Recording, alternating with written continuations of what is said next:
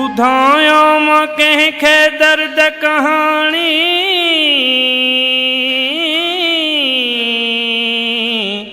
करे यादि तिन खे आयो अखियुनि मां पाणी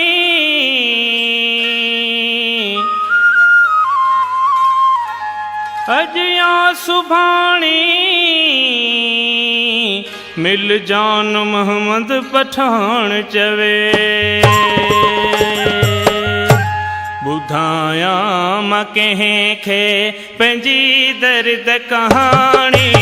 तोखे यार सॾे पई मुंहिंजी दिलि न माणी तोखे यार सॾे पई मुंहिंजी दिलि न माणी ॿुधाया मां कंहिंखे पंहिंजी दर्द कहाणी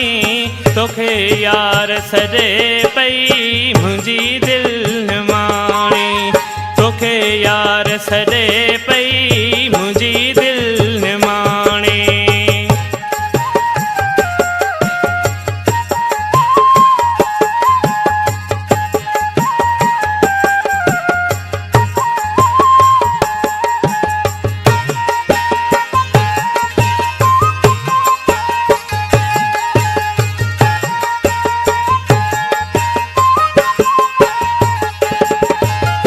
अचानक तुम्हों खां जुदाई करे वे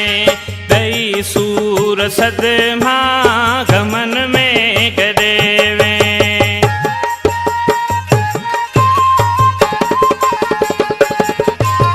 अचानक तुम्हों खां जुदाई करे वे दई सूर सदमा गमन में करे वे मूंखां विसरे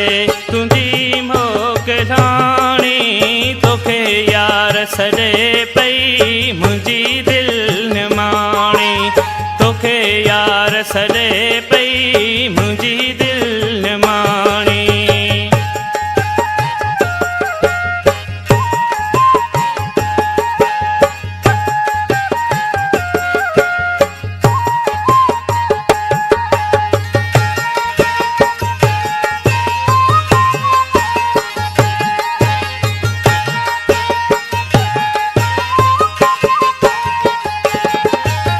हिते मुंहिंजो तो लाइ हीणो हाल आहे तोखे मुंहिंजो मिठड़ा ज़रो ख़्याल नाहे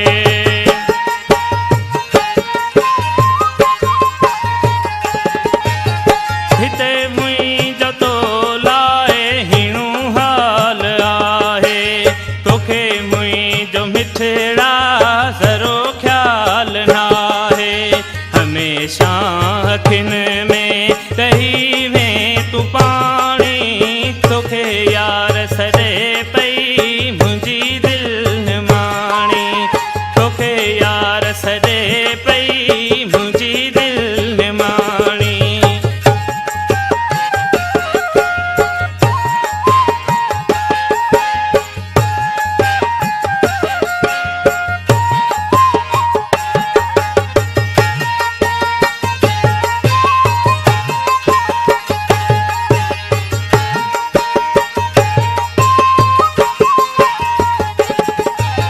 अली गुल तो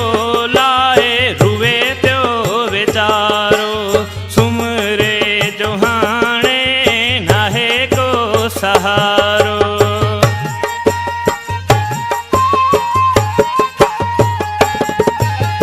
अली गुल तो लाए रुवे पियो वीचारो सुमरे जो हाणे नाहे को सहारो सुभाणी तोखे यार सॾे पई मुंहिंजी दिलि न माणी तोखे यार सॾे पई मुंहिंजी दिलि न माणी ॿुधाया मां कंहिंखे पंहिंजी दर्द कहाणी तोखे यार सॾे